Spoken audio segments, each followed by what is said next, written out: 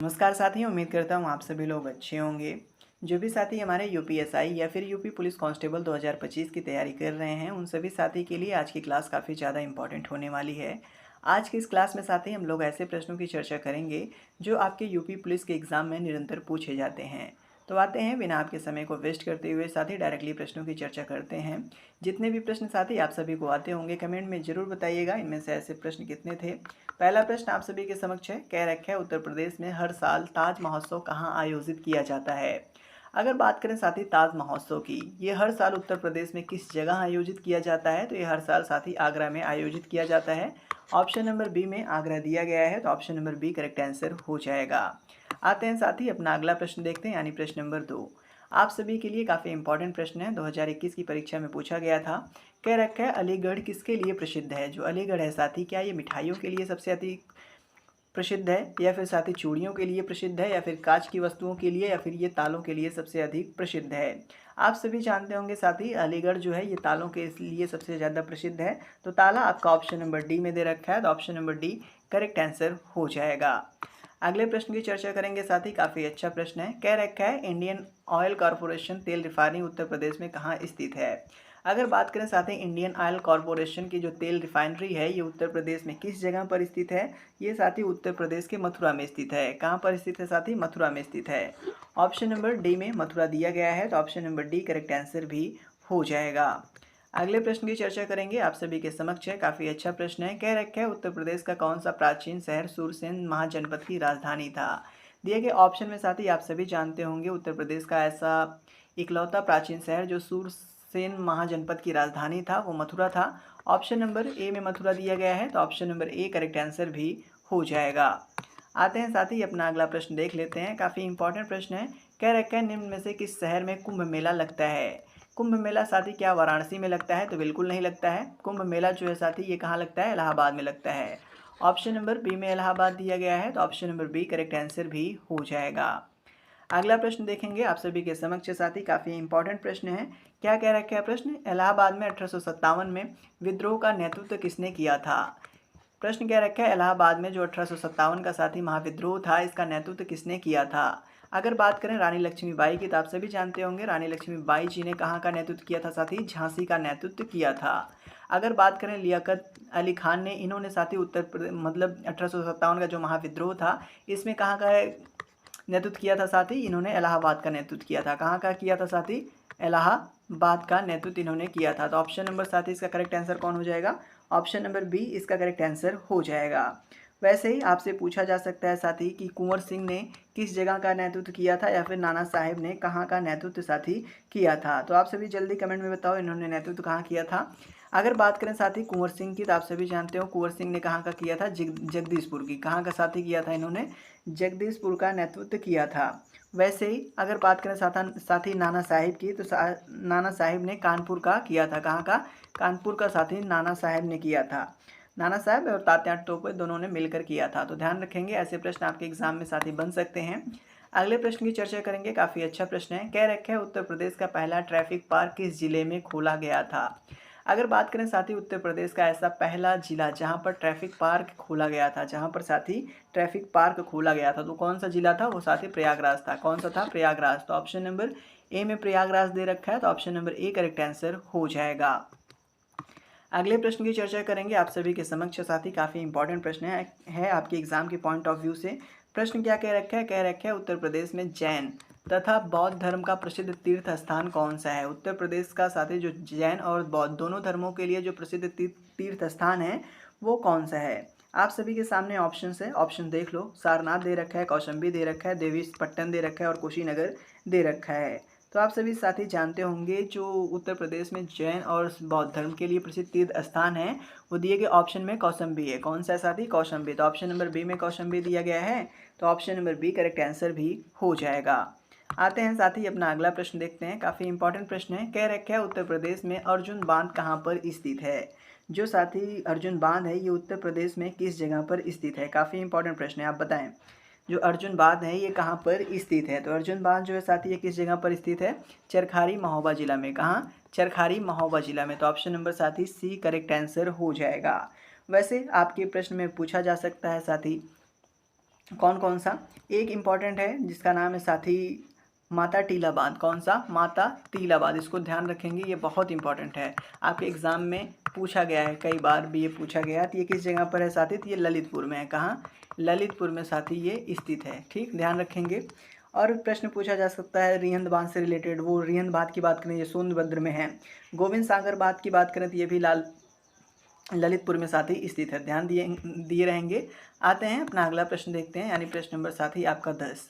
काफ़ी इंपॉर्टेंट प्रश्न है। कह रखा है सैयद सलार मेला कहाँ आयोजित किया जाता है? जो साथी सैयद सलार मेला है ये किस जगह पर आयोजित किया जाता है? काफ़ी इंपॉर्टेंट प्रश्न बनता है, आप इसका आंसर जरूर कमेंट में बताओ। अगर बात करें इस मेले की साथी तो ये आपका जो है बहराइच में आयोजित किया जाता है। कहाँ आयोजित किया जाता है साथी? बहराइच में आयोजित किया जाता है।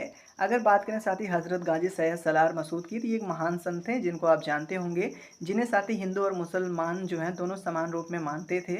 उनके दरगाह उत्तर प्रदेश में बहराइच ज़िले में स्थित है साथी, तो आप इसको ध्यान रखेंगे, जहाँ पर हर साल यह मेला लगता है। अगले प्रश्न की चर्चा करेंगे। काफ़ी अच्छा प्रश्न है। कह रखा है निर्यात तत्परता सूचकांक किसके द्वारा जारी किया जाता है? जो साथी निर्यात तत्परता सूचकांक है ये किसके द्वारा जारी किया जाता है? तो किसके द्वारा साथी जारी किया जाता है? क्या वाणिज्य और उद्योग मंत्रालय के द्वारा, या फिर विदेश मंत्रालय के, या फिर वित्त मंत्रालय, या फिर नीति आयोग के द्वारा जारी किया जाता है? तो आप सभी जानते होंगे साथी ये किसके द्वारा? नीति आयोग के द्वारा जारी किया जाता है। किसके साथी? नीति आयोग के द्वारा जारी किया जाता है। तो ऑप्शन नंबर डी में दे रखा है साथी, तो option number D correct answer भी हो जाएगा। अगला प्रश्न साथी विज्ञान से रिलेटेड पूछा गया प्रश्न है, काफ़ी इंपॉर्टेंट प्रश्न भी है। क्या कह रखा है चुंबकीय चालक घनत्व की इकाई क्या है? अगर बात करें साथी चुंबकीय चालक घनत्व की इकाई क्या है, जो भी साथी इसका आंसर जानते होंगे कमेंट बॉक्स में जरूर बताएंगे। अगर बात करें न्यूटन की, तो न्यूटन साथी आप सभी को पता होगा, जो न्यूटन है बल का मात्रक होता है। किसका मात्रक होता है साथी? न्यूटन आपका बल का मात्रक होता है। अगर बात करें टेस्ला की, जो टेस्ला है साथी ये किसका मात्रक होता है? तो टेस्ला साथी आपका चुंबकीय चालक घनत्व की इकाई होती है। Option number B correct answer हो जाएगा। अगर आप सभी से प्रश्न पूछता है अर्ग क्या होता है, अर्ग जो है ये किसका मात्रक होता है? तो अर्ग जो है साथी सीजीएस पद्धति, जो सीजीएस पद्धति होती है इसमें साथी ये ऊर्जा का मात्रक होता है। जो अर्ध मतलब जो साथी आपका सीजीएस पद्धति होती है अर्ग, इसमें किसका मात्रक होता है साथी? इसमें ये ऊर्जा का मात्रक होता है। ध्यान देंगे क्योंकि इससे रिलेटेड प्रश्न साथी आपके एग्जाम में पूछा जा चुका है। आते हैं अगला प्रश्न देखते हैं। काफ़ी इंपॉर्टेंट प्रश्न साथी है आपके सामने। कह रखा है कौन सा अग्निशमक अभिकारक ओजोन के लिए हानिकारक होता है? दिए गए ऑप्शन में ऐसा कौन सा साथी अग्निशमक अभिकारक है जो ओजोन के लिए हानिकारक होता है? तो कौन सा होता है साथी? हेलॉन। कौन सा? हेलॉन। तो option number D correct answer हो जाएगा। उम्मीद करता हूँ साथी इनमें से ऐसे बहुत सारे प्रश्न होंगे जो पहले से आपको आते होंगे। अगला प्रश्न आप सभी के सामने है, काफ़ी अच्छा प्रश्न है, ऐसे प्रश्न एग्जाम में जरूर पूछे जाएंगे। क्या कह रखा है प्रश्न साथी? कह रखा है भूजल ब्लू बेबी सिंड्रोम में खनिज प्रदूषण के कारण होता है। जो साथी ब्लू बेबी सिंड्रोम है दैट मीन जो बच्चे होते हैं उनमें जो हार्ट से संबंधित रोग होता है, जो साथी हार्ट से संबंधित रोग होता है, उनमें कौन खनिज सबसे ज़्यादा मतलब कौन सा खनिज प्रदूषण सबसे ज़्यादा कारण बनता है? तो साथी किस खनिज के कारण सबसे ज़्यादा, किस खनिज प्रदूषण के कारण सबसे ज़्यादा ब्लू बेबी सिंड्रोम होता है? तो कौन सा होता है साथी? नाइट्रेट। कौन सा जिम्मेदार है साथी? नाइट्रेट। नाइट्रेट आपका ऑप्शन नंबर बी में दे रखा है, तो option number B correct answer हो जाएगा। साथ ही क्या होता है कि इसमें ज़्यादातर जो ब्लू बेबी सिंड्रोम में है उनके अंदर नाइट्रेट की मात्रा जो है साथ ही 50 mg/लीटर हो जाती है। 50 mg/लीटर बहुत खतरनाक है, तो आप ध्यान देंगे यही इसका कारण होता है। अगले प्रश्न की चर्चा करेंगे, काफ़ी अच्छा है। क्या कह रखा है प्रश्न साथी? कह रखा है मनुष्य में पित्त का उत्पादन किस अंग में होता है? जो पित्त होता है साथी इसका उत्पादन क्या पेट में होता है, या फिर अग्न्याशय में होता है, या फिर जिगर में होता है, या साथी प्रत्याशय में होता है? अगर बात करें साथी मनुष्य में जो पित्त का उत्पादन है ये कहाँ पर होता है? तो ये साथी यकृत में होता है। कहाँ होता है? यकृत। यकृत को और क्या कहते हैं साथी? जिगर कहते हैं। यानी option number C correct answer हो जाएगा। कौन सा करेक्ट आंसर हो जाएगा साथी? Option number C correct answer हो जाएगा। आते हैं अपना अगला प्रश्न देखते हैं, यानी प्रश्न नंबर आपका साथी 16। काफ़ी इंपॉर्टेंट प्रश्न है आपके एग्जाम के पॉइंट ऑफ व्यू से। अब प्रश्न क्या कह रखा है? कह रखा है साथी जो एड्स है इसका कारण मतलब क्या है? एड्स का कारण क्या होता है? एड्स का कारण साथी HIV होता है। Option number D correct answer हो जाएगा।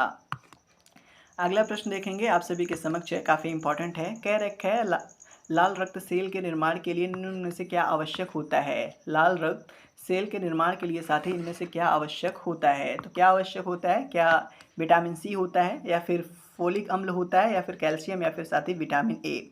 लाल रक्त सेल के निर्माण के लिए साथी जनरली जो निर्माण मतलब जो इंपॉर्टेंट होता है दिए गए ऑप्शन में, वो साथी क्या है, फोलिक अम्ल है। कौन सा, फोलिक अम्ल, यानी option number B correct answer हो जाएगा। आते हैं अपना अगला प्रश्न देखेंगे। अगला प्रश्न आपके एग्जाम के पॉइंट ऑफ व्यू से काफ़ी इंपॉर्टेंट है, आपके सभी एग्जामों के लिए इंपॉर्टेंट है, जरूरी नहीं उत्तर प्रदेश का एग्जाम हो। क्या कह रखा है प्रश्न साथी, घेघा रोग किसकी कमी से होता है। अगर बात करें घेघा रोग की, घेघा रोग आप सभी जानते होंगे आयोडीन की कमी से होता है। Option number C correct answer हो जाएगा।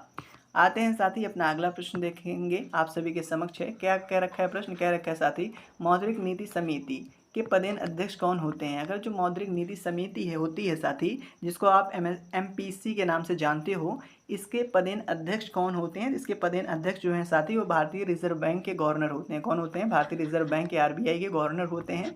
Option number A correct answer हो जाएगा। अगला प्रश्न देखेंगे, आप सभी के सामने है, काफ़ी इंपॉर्टेंट है। कह रखा है कालाकोट थर्मल पावर स्टेशन किस भारतीय राज्य में स्थित है। काफ़ी इंपॉर्टेंट प्रश्न है। अगर बात करें साथी कालाकोट थर्मल पावर स्टेशन की, कौन सी साथी, क्या नाम है इसका, कालाकोट थर्मल पावर स्टेशन, ये कौन से भारतीय राज्य में स्थित है। ये साथी जम्मू और कश्मीर में स्थित है। किस जगह पर स्थित है साथी, ये जम्मू और कश्मीर में स्थित है। कहाँ पर, जम्मू और कश्मीर में साथी ये स्थित है। इससे रिलेटेड प्रश्न आपके एग्जाम में पूछा जा सकता है, तो आप इसको जरूर ध्यान देंगे। ठीक, आते हैं अपना अगला प्रश्न देखते हैं, आप सभी के समक्ष है। कह रखा है भारत के निम्नलिखित में से कौन सा शहर कर्क रेखा से सबसे दूर है। क्या कह रखा है प्रश्न, कह रखा है भारत में निम्नलिखित में से कौन सा शहर कर्क रेखा के सबसे दूर है। तो साथी अगर कर्क रेखा से कभी पूछेगा, दिए गए ऑप्शन में से चारों ऑप्शन में कौन सबसे ज़्यादा दूर है, तो सबसे ज़्यादा साथी इनमें भुवनेश्वर दूर है। कौन दूर है साथी, सबसे ज़्यादा भुवनेश्वर दूर है। तो ऑप्शन नंबर डी में भुवनेश्वर दे रखा है, तो option number D correct answer भी हो जाएगा। अगले प्रश्न की चर्चा करेंगे, यानी प्रश्न नंबर 22, काफ़ी इंपॉर्टेंट है। कह रखा है शारदा कानून किससे संबंधित है। जो साथी शारदा कानून है, क्या ये सती प्रथा से संबंधित है, या फिर बाल विवाह से संबंधित है, या फिर सती विवाह से, या फिर साथी दहेज प्रथा से संबंधित है। आपके सामने जो प्रश्न है साथी काफ़ी इंपॉर्टेंट है। कह रखा है शारदा कानून जो संबंधित है किससे साथी, ये बाल विवाह से संबंधित है। किससे संबंधित है साथी, बाल विवाह से ये संबंधित है, तो ध्यान देंगे। आते हैं अपना अगला प्रश्न देखते हैं, यानी प्रश्न नंबर साथी आपका 23, बहुत इंपॉर्टेंट है, क्योंकि इससे रिलेटेड प्रश्न आपके एग्जाम में निरंतर पूछे जाते हैं। अब प्रश्न क्या कह रखा है, कह रखा है साथी, एक आपको कथन दे रखा है। कह रखा है ये किसने कहा था, जनता की उपेक्षा करना पाप है। जनता की उपेक्षा करना पाप है, ये किसका वाक्य है। क्या साथी ये रामकृष्ण परमहंस का मतलब वाक्य है साथी, या फिर स्वामी विवेकानंद जी का है, या फिर दादा भाई नौरोजी का, या फिर स्वामी दयानंद सरस्वती जी का है। तो आप जल्दी बताएं इसका आंसर साथी, ये किसका कहा गया, दैट मीन इसको किसने कहा है। तो किसने कहा है साथी, स्वामी विवेकानंद जी ने। ऑप्शन नंबर बी में इनका नाम दे रखा है, तो option number B correct answer हो जाएगा। अगला प्रश्न आप सभी के सामने है, काफ़ी इंपॉर्टेंट है। कह रखे है कांग्रेस का प्रथम बार विभाजन कब हुआ था। जो साथी कांग्रेस है, इसका पहली बार विभाजन कब हुआ था। तो पहली बार विभाजन 1907 में साथी कांग्रेस का हुआ था। Option number B correct answer हो जाएगा। अगला प्रश्न देखेंगे आप सभी के सामने, आप सभी से कह रखे है ब्रिटिश सरकार के विरुद्ध भारत में बम्बई में सेना का विद्रोह कब हुआ था। अगर बात करें ब्रिटिश सरकार के विरुद्ध साथी भारत में बम्बई में, दैट मीन मुंबई में सेना का विद्रोह कब हुआ था, तो उनका विद्रोह 1946 में हुआ था। Option number C correct answer हो जाएगा। अगला प्रश्न देखेंगे आप सभी के एग्जाम के पॉइंट ऑफ व्यू से बहुत इंपॉर्टेंट प्रश्न है, मार्क कर सकते हैं। क्या कह रखा है, कह रखा है बनारस हिंदू विश्वविद्यालय के संस्थापक कौन थे। अगर बात करें साथी BHU के संस्थापक कौन थे, दैट मीन बनारस हिंदू विश्वविद्यालय के संस्थापक कौन थे, तो पंडित मदन मोहन मालवीय जी थे। ऑप्शन नंबर ए इसका करेक्ट आंसर साथी हो जाएगा। अगले प्रश्न की चर्चा करेंगे। अगला प्रश्न आप सभी के करंट अफेयर से रिलेटेड है। कह रखा है तमिलनाडु का मुख्यमंत्री कौन है। अगर बात करें साथी वर्तमान में तमिलनाडु के मुख्यमंत्री कौन है, तो MK स्टालिन जी हैं। ऑप्शन नंबर सी में इनका नाम दे रखा है, तो option number C correct answer हो जाएगा। अगला प्रश्न आप सभी के सामने काफ़ी इंपॉर्टेंट है। कह रखा है भारत का प्रधानमंत्री बनने के लिए न्यूनतम आयु क्या है। अगर बात करें साथी भारत का प्रधानमंत्री बनने के लिए जो न्यूनतम आयु है वो कितनी है, तो न्यूनतम आयु साथी 25 वर्ष है। Option number B correct answer हो जाएगा। अगला प्रश्न देखेंगे आप सभी के सामने है, आप सभी से कह रखा है 1947 में न्यायिक संक्रियतावाद शब्द पद किसने गढ़ा था। जो साथी न्यायिक संक्रियतावाद है, ये शब्द पद जो है ये किसके द्वारा गढ़ा गया था। ऑप्शन देख सकते हो, पियर्स बटलर का नाम दे रखा है, हर्लन F स्टोन का दे रखा है, जॉर्ज रॉबर्टसन का दे रखा है, ऑर्थन स्लेसिंगर जूनियर का नाम दे रखा है। तो बात करें इसके करेक्ट आंसर की, जो साथी न्यायिक सक्रियतावाद है ये किसके द्वारा गढ़ा गया था, तो ये साथी ऑर्थर स्लेसिंगर जूनियर के द्वारा गढ़ा गया था। तो ऑप्शन नंबर डी में इनका नाम दे रखा है, तो option number D correct answer हो जाएगा। अगला प्रश्न आप सभी के सामने है, काफ़ी इंपॉर्टेंट प्रश्न भी है साथी। क्या कह रखा है प्रश्न, निम्नलिखित में से कौन सा विषय समवर्ती सूची में आता है। दिए गए ऑप्शन में ऐसा कौन सा विषय है जो समवर्ती सूची के अंतर्गत आता है। क्या साथी पशुओं के प्रति क्रूरता का रोकथाम ये समवर्ती सूची के अंतर्गत आता है, या फिर बीमा, या फिर नशीली शराब, या फिर साथी शेयर बाजार और भावी सौदा बाजार समवर्ती सूची के अंतर्गत आता है। तो बात करें इसके करेक्ट आंसर की, तो आप सभी जानते होंगे साथी जो पशुओं के प्रति क्रूरता का रोकथाम है ये समवर्ती सूची का विषय है, दैट में राज्य और संघ दोनों के अंतर्गत आता है। तो option number A correct answer हो जाएगा। अगला प्रश्न देखेंगे, काफ़ी इंपॉर्टेंट प्रश्न है। कह रखा है एक जिले में जो सामान्य प्रशासन का प्रमुख होता है वो कौन होता है। एक जिले का राजा जिसको कहते हैं साथी, वो कौन होता है। एक जिले का सामान्य प्रशासन का प्रमुख साथी जिलाधिकारी होता है। Option number C correct answer हो जाएगा। अगले प्रश्न की चर्चा करेंगे, आप सभी के समक्ष है, काफ़ी इंपॉर्टेंट है।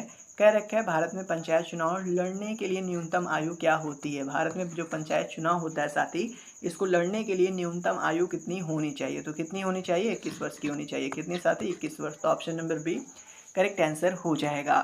उम्मीद करता हूँ साथी आज का वीडियो आप सभी को पसंद आया होगा। तो मिलते हैं अपने अगले वीडियो में, तब तक के लिए धन्यवाद।